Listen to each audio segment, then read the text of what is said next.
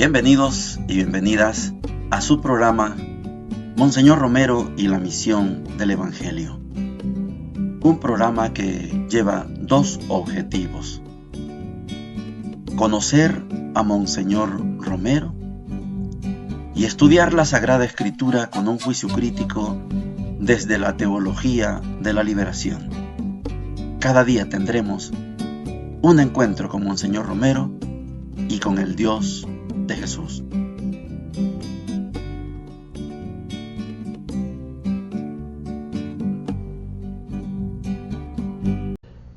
Hola, ¿qué tal? Este es su programa Monseñor Romero y la misión del Evangelio. Estamos en el martes 28 de enero. Es una fiesta sencilla, humilde, porque hoy vamos a comenzar con Monseñor Romero en un nuevo tema. Vamos a estudiar las características de la Iglesia. Al menos vamos a estudiar tres desde la homilía de Monseñor Romero del 21 de agosto de 1977. Tres características. Vamos a ir una por una y estoy seguro que usted y yo vamos a resultar implicados, vamos a resultar asumidos, subsumidos, por decir una palabra, deglutados, tragados por estas tres características de la Iglesia. En ese tono especial de Monseñor, de darle el lugar que la Iglesia se merece, hace que todos y todas nos involucremos en estas tres características. Oigamos a Monseñor. Cuando Isaías nos anuncia desde 6 siglos antes lo que va a ser la iglesia fundada por el Redentor, habla de una llegada de todos los pueblos del mundo a Jerusalén, que era el signo del reino de Dios, signo que pasó a la iglesia fundada por Cristo. Y venidos de tierras lejanas y de todos los confines del mundo, Dios les va a dar una orden, la que han dicho ahora en el Salmo responsorial: vayan por todo el mundo y prediquen el Evangelio. Que comienza ya desde Isaías: Tarsis, Etiopía, Libia, Masac, Tubal, Grecia,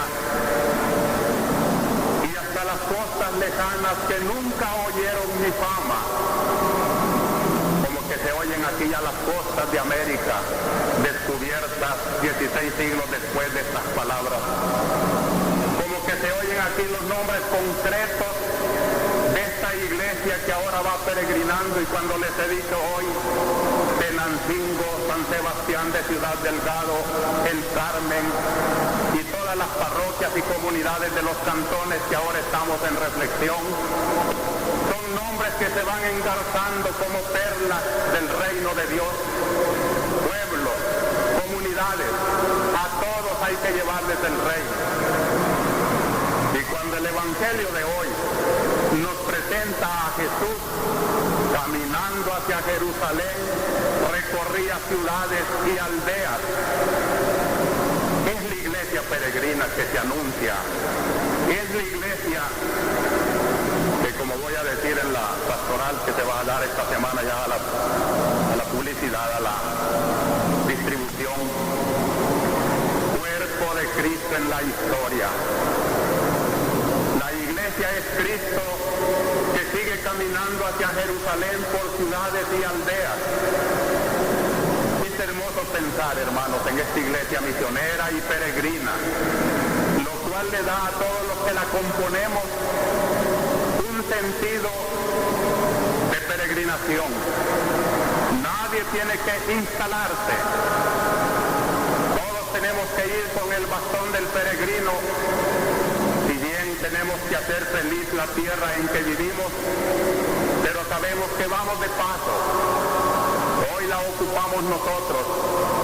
Ayer la ocuparon nuestros abuelos que ya no existen. Mañana la ocuparán las generaciones futuras y ya nosotros no existiremos. La humanidad es una continua peregrinación y Cristo quiere caminar con esa historia, con la historia de todos los tiempos, de tal manera que Cristo estuvo con nuestros antepasados, está con nosotros ahora y estará con la posteridad. Pero nosotros vamos peregrinando y uno de los afanes principales de la iglesia tiene que ser el establecimiento de la iglesia en todos los ámbitos del mundo, como la frase preciosa de Isaías, hasta en aquellas costas desconocidas. El próximo día de las misiones, que es siempre el penúltimo domingo de octubre, el Papa ya lanzó el mensaje.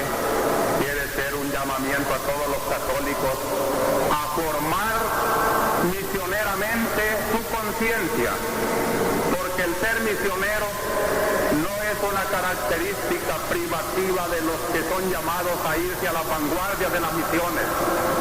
Son los héroes, sacerdotes, religiosas, médicos, enfermeros, toda clase de gente que quiera ir a prestar unos años a las avanzadas peligrosas de las misiones. Allá están, y si alguno quiere inscribirse, allá hay campo para todos. Pero no todos tenemos la dicha de ir a esas vanguardias misioneras. No conocemos los idiomas de aquellas tierras, tenemos miedo a aquellas nuevas costumbres y no nos podemos adaptar. Hay que admirar a los misioneros en este afán de adaptación. Pero nosotros desde la retaguardia de este ejército conquistador del mundo para Dios, para la fe, tenemos que ser también misioneros. Recuerden que la patrona de las misiones fue Santa Teresa del Niño Jesús, una monja de contemplación que nunca salió de su claustro de Lisieux en Francia. Y sin embargo, aquí está el secreto para ser misionero desde el claustro, desde el hogar, desde la tienda, desde el puesto de mercado, desde la profesión. Como Santa Teresa de Jesús, ofrecer todos sus dolores, sus deberes, sus sacrificios con las misiones. Es una nueva temática que desarrolla Monseñor Romero. Hay una claridad, creo yo, en que Monseñor Romero, aunque es arzobispo, no anda por África, no anda por la India, por Arabia, por China, por Japón, no. Pero él es misionero. Y yo, que estoy en un puesto del mercado, soy misionero. Usted es misionera, es misionero. Nadie está excluido de ser misionero. Estamos estudiando estas tres características de la iglesia, porque yo creo que es importante que nos dejemos envolver por un pensamiento de una persona autorizada como Monseñor Romero. La homilía se llama Tres características de nuestra iglesia. Son las que desarrolla Monseñor como arzobispo, sabiendo que le escucha no solamente gente católica, también le escucha gente que pertenece a otras iglesias, incluso le escuchan personas que ni siquiera están adscritos a alguna iglesia, alguna fe. Son agnósticos, algunos se decían ateos, pero escuchaban a Monseñor Romero. El título de la homilía, características de nuestra iglesia, y señala tres. La primera, iglesia misionera y peregrina. Hoy estamos en el primer segmento, son dos segmentos de esta iglesia misionera y peregrina. Después está la iglesia escatológica. Vamos a estudiar qué es eso de iglesia escatológica. Y la tercera, una iglesia en proceso de conversión. No está exenta la iglesia de convertirse, tiene que convertirse. Este es un detalle que tiene Monseñor. Y como estamos en la primera parte, es el 21 de agosto de 1977, basado precisamente en las lecturas. Fíjese que yo ya he hablado con ustedes, hemos hablado en el tema de la formación aquí, como esta primera característica que Monseñor llama iglesia misionera y peregrina, precisamente leyendo Isaías 66, recuerda, estamos hablando del Isaías que decía que todos van a venir a Jerusalén, y Monseñor, igual como lo hemos dicho aquí, dice no, pero Jesús dio una orden, vayan por todo el mundo. Es al revés, no van a venir, no, hay que ir a todo el mundo. Esto es importante definirlo, porque si usted y yo tenemos características de misionero, no necesariamente tenemos que ir a aprender idioma, no hay necesidad.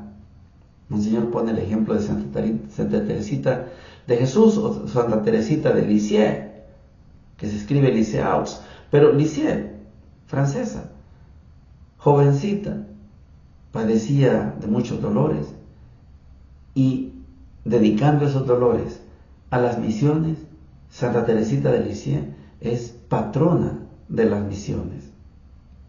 Todos y todas, integrantes, miembros de esta iglesia, podemos ser misioneros. Tenemos que ser misioneros y misioneras. No hay excusa. Si es profesional, si es político, si es lo que sea, y es cristiano, usted es misionero. Y estamos construyendo el reino de Dios. Estamos cumpliendo la misión que nos dio Jesús. Vayan por todo el mundo. Tal vez nuestro mundo sea el vecindario. Tal vez nuestro mundo sea el trabajo, los compañeros de trabajo. Donde quiera que estemos, somos misioneros y misioneras. Mañana vamos a terminar este tópico de iglesia misionera y peregrina. Vamos a las lecturas para hoy. Es un momento, creo yo, voy a aprovechar para tratar de ahondar en una de las características que, creo yo, nos meten en problema como iglesia.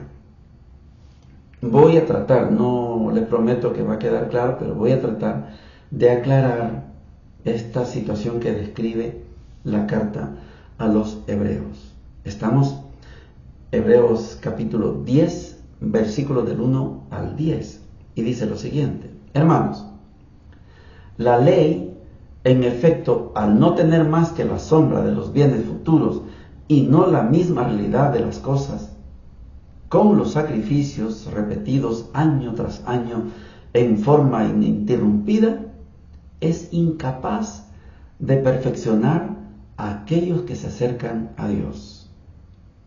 De lo contrario, no se hubieran ofrecido más esos sacrificios, porque los que participan de ellos, al quedar purificados una vez para siempre, ya no tendrían conciencia de ningún pecado.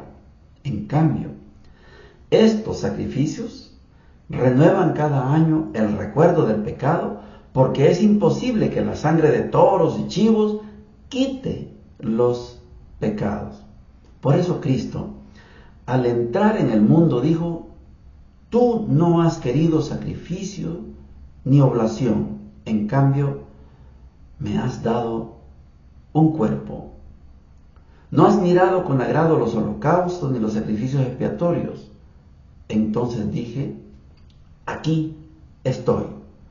Yo vengo, como está escrito de mí en el libro de la ley, para hacer tu voluntad.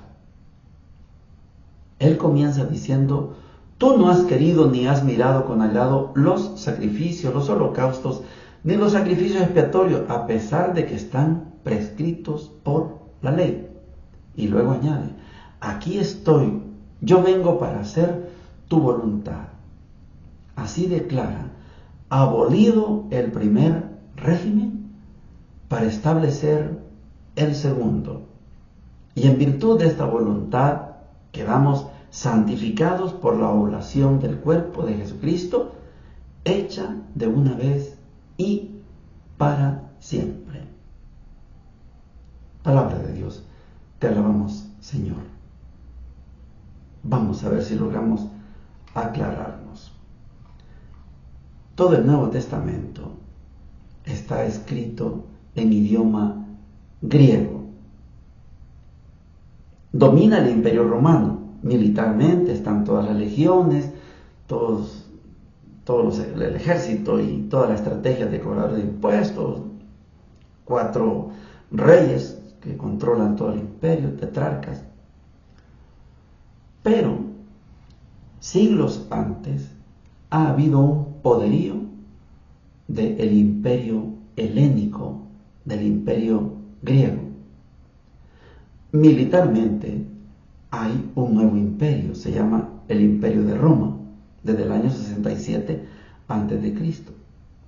Pero los griegos habían dejado su huella, su influencia, y todavía dominan desde el lenguaje. Esto quiero que lo grabemos muy bien.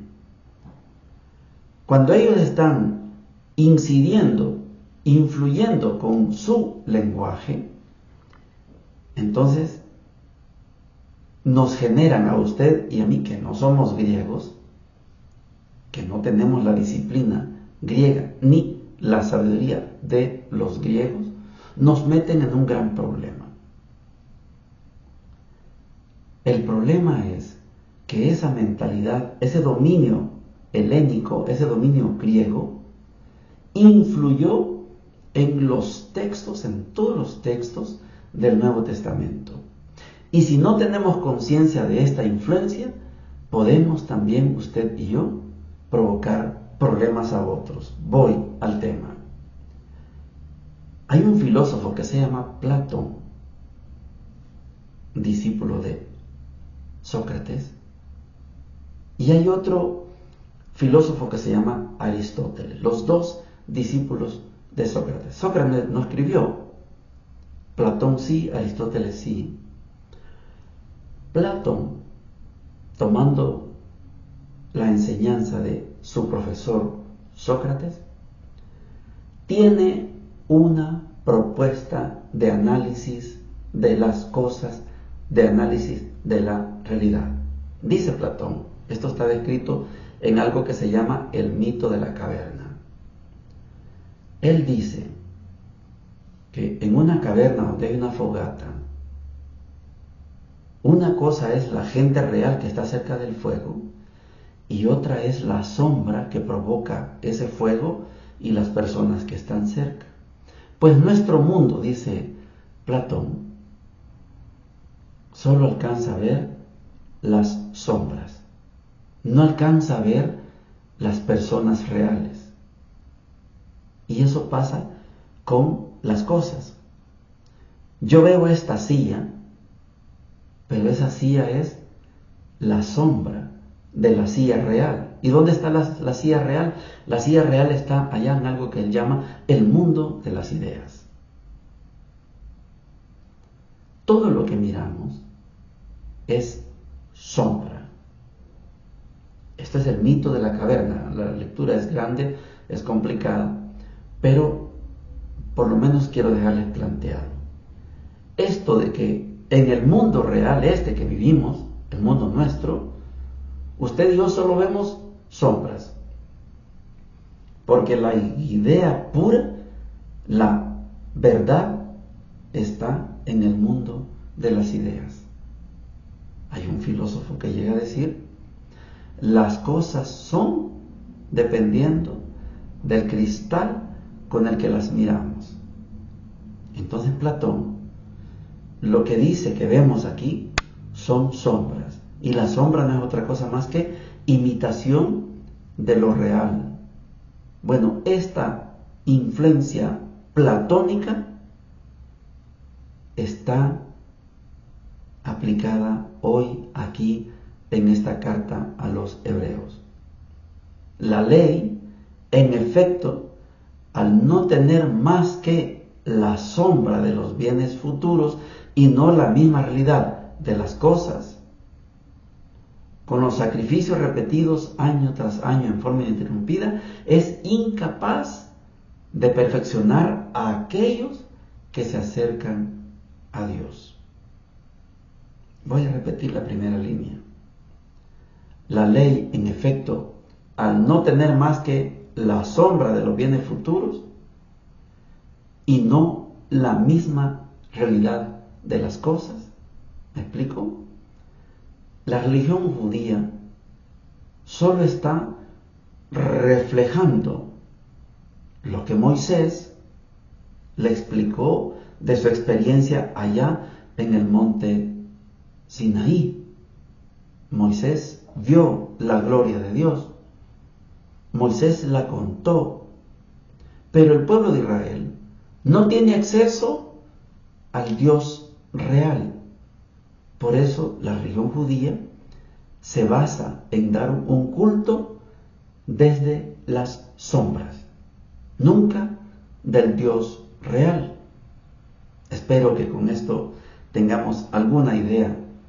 Yo soy profesor, pero no es fácil, digo yo, transmitir ese conocimiento de la filosofía griega, que es complicada. Pero baste decir que usted y yo pertenecemos a otra generación. Nosotros no somos de la religión judía, que su culto estaba honrando no al Dios real, sino a las sombras. Con esto creo que es suficiente para que veamos que la carta a los Hebreos es dura con esa religión judía. Si fueran eficaces los sacrificios, holocaustos, oblaciones, no la repetirían. Lo harían una sola vez y ya no volverían a hacerlo, pero todos los años hacen lo mismo, todos los años. En cambio, Jesús lo hizo de una vez y para siempre. A diferencia de la religión judía, Jesús dice: me diste un cuerpo, soy persona, no soy sombra, yo soy persona. Y por esto este Jesús, que es no sombra, sino el Jesús que es persona, ya no es reflejo de Dios, es totalmente Dios. No necesitamos dar culto a Dios por las sombras, cuando le podemos dar culto a Dios en la persona de Jesús. Esta es la carta a los Hebreos. No hay que hacer sacrificio todos los años, todo lo mismo los años, no. Entonces, así no se santifica nadie con ese tipo de sacrificio que se repiten año con año, no. Jesucristo lo hizo de una vez y para siempre. Y eso significa que Jesús declara, dice la carta a los Hebreos, así declara abolido el primer régimen para establecer el segundo. Ya no sirve, ese otro culto no tiene ningún valor. En ese otro culto, claro que se paga el diezmo, en este no. Ese quedó abolido. Levíticos, números, ya no. El Génesis, Melquisedec, eso quedó en el antiguo, queda abolido en el antiguo. Usted y yo somos del nuevo tiempo. Abolió el primero para establecer el segundo. Y en virtud de esta voluntad quedamos santificados, no por nuestros méritos, sino por el sacrificio que hizo Jesús. Quiero terminar esta carta a los Hebreos. Se me está yendo el tiempo, pero uno de los secretos para el cristianismo es no hacer sacrificios para que Dios me perdone. No hay necesidad. No busque de esa manera el perdón, porque puede estar usted haciendo acciones de la religión judía. Yo no le aconsejo esto. No pretenda comprar a Dios con sacrificios, vigilias, desvelos. No. Les recomiendo, y esto es teología de la liberación, les recomiendo que a partir de hoy, usted y yo, vivamos como personas redimidas. Si estamos viviendo como personas que necesitamos el perdón y el perdón y el perdón, entonces nunca vamos a experimentar la redención. Pero si yo vivo la gracia, experimento mi vida como una vida redimida, salvada, perdonada, entonces toda mi vida va a ser una verdadera acción de gracias. Y se va a notar que usted ya está salvado por el sacrificio de Cristo. Esto dice la carta a los Hebreos. Pero si usted quiere vivir haciendo sacrificio para que Dios lo perdone y lo perdone y lo perdone, pues sí, estamos en el Antiguo Testamento. Vamos al Evangelio. Es un evangelio que se presta al proselitismo. No lo voy a usar para esto. Marcos 3, 31 al 35 dice lo siguiente. Llegaron su madre y sus hermanos, y quedándose afuera, lo mandaron a llamar. La multitud estaba sentada alrededor de Jesús y le dijeron, tu madre y tus hermanos te buscan ahí afuera. Él les respondió, ¿quién es mi madre y quiénes son mis hermanos? Y dirigiendo su mirada sobre los que estaban sentados alrededor de él, dijo, estos son mi madre y mis hermanos, porque el que hace la voluntad de Dios, ese es mi hermano, mi hermana y mi madre. Palabra del Señor, gloria y honor a ti, Señor Jesús. Tenemos que meternos en el contexto de lo que estamos estudiando sobre Jesús. El sábado estudiamos aquellos dos versículos, 3, 20 y 21. Los parientes llegan y lo sujetan, porque dicen que está fuera de sí, está loco. Ayer estudiamos que los escribas que vinieron de Jerusalén dicen que Jesús está poseído por Belcebú y que por eso Él hace los milagros que hace, los hace con el poder de Belcebú. Y hoy, si allá en el 2021 llegaron sus parientes, hoy llega su madre y sus hermanos. Marcos no pone nombres, pero los hechos sí. Aquí hay un debate.